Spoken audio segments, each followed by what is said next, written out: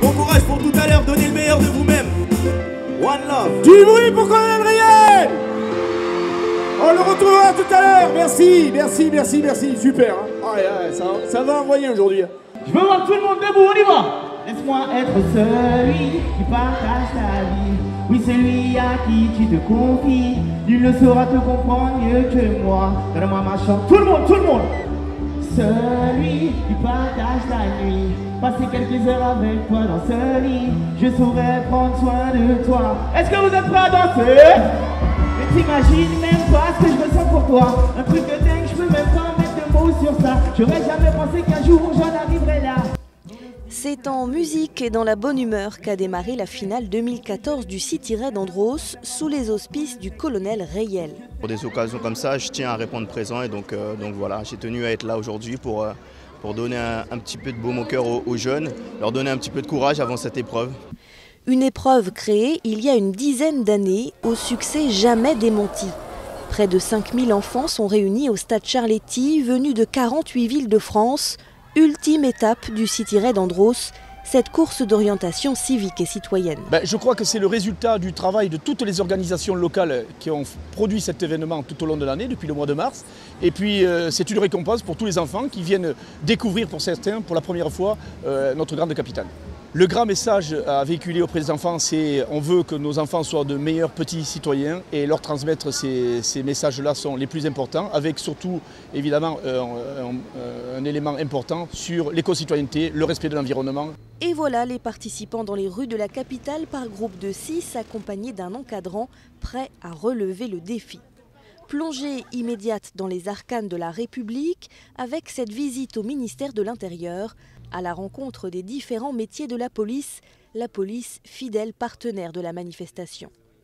Le ministère de l'Intérieur trouve tout à fait normal d'être associé à une expérience qui permet à des jeunes de mieux connaître leurs institutions, de mieux connaître l'environnement administratif et d'être un peu intégrés dans la vie de leur pays. Et je crois que ça rentre dans le cadre des missions du ministère de l'Intérieur que de participer à cet accompagnement.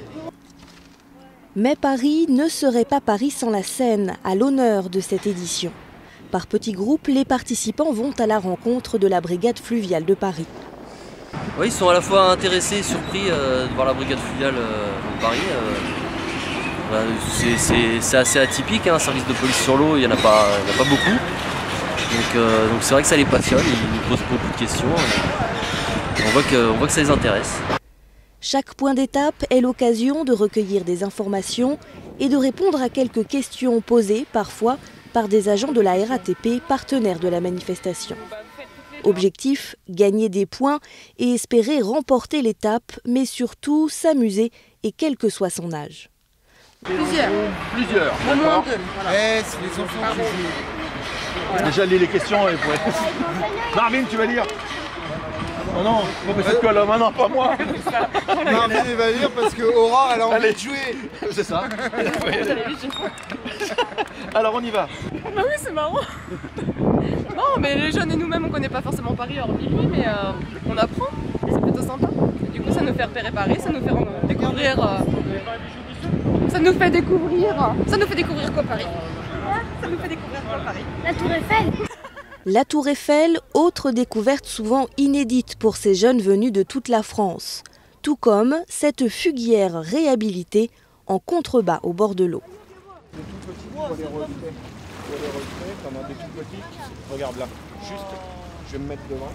Mais la frayère est le lieu de reproduction pour les poissons. En fait, les poissons viennent au milieu des herbes un peu particulières afin de se reproduire, que les œufs puissent éclore et les poissons, les petits alevins, se développer tranquillement à l'abri des prédateurs.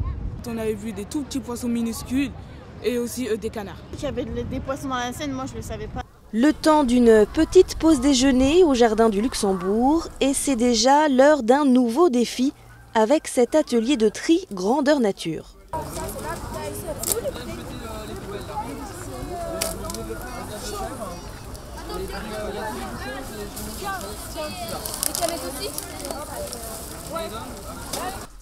L'éco-citoyenneté, donc priorité de cette édition 2014, direction l'Agence de l'environnement autre partenaire fidèle du City Raid. Alors souvent, on se rend compte qu'ils n'ont pas trop idée de ce qui consomme réellement de l'énergie. Ils se trompent beaucoup sur cette question-là, en fait. Ils n'ont pas du tout vu que le secteur des bâtiments, en fait, c'était le plus gros consommateur d'énergie en France. Et puis, ils n'ont pas très bien compris non plus où vont les gaz à effet de serre et pourquoi c'est un problème. Impossible d'énumérer toutes les surprises qui attendent les participants au fil de la journée. Judo, atelier de hockey, démonstration de la brigade spéciale de gymnastique de la préfecture de police et même... Le super policier du Raid. Voilà, notre unité d'élite de la police nationale. Des experts, n'essayez pas de refaire pareil à la maison. Pour l'occasion, le secrétaire d'État au sport a même fait le déplacement au stade Charletti. Donc il y a un vrai lien entre l'État et le City Raid Andros, car comme je vous le dis, il est important d'élever ces jeunes à cet esprit civique, à ce vivre ensemble, à cette volonté de partager des choses et de mieux connaître les grandes institutions de notre pays. Mais pour tous ces enfants, le clou de la soirée reste la présence du célèbre Denis Brognard, venu spécialement pour le palmarès. Pour leur faire prendre conscience que, par exemple, la police, c'est une unité, une institution qui peut être formidable et qui n'est pas uniquement répressive, que le civisme, c'est ce qui permettait aux gens de vivre ensemble mieux que sans civisme, et puis que le sport, c'est ce qui pouvait véhiculer les plus belles valeurs. Donc c'est pour ça que j'ai tout de suite adhéré au projet du City Raid. Un palmarès 2014 plein d'émotions, surtout pour ce jeune Montpelliérain dont l'équipe est arrivée en première position. On a gagné dans notre ville et ça nous a déjà rendu heureux, mais là, gagner la finale, c'est encore plus touchant. Puis c'est l'heure de refermer le City Raid Andros 2014, comme il avait débuté, en bonne humeur et en musique. À l'année prochaine.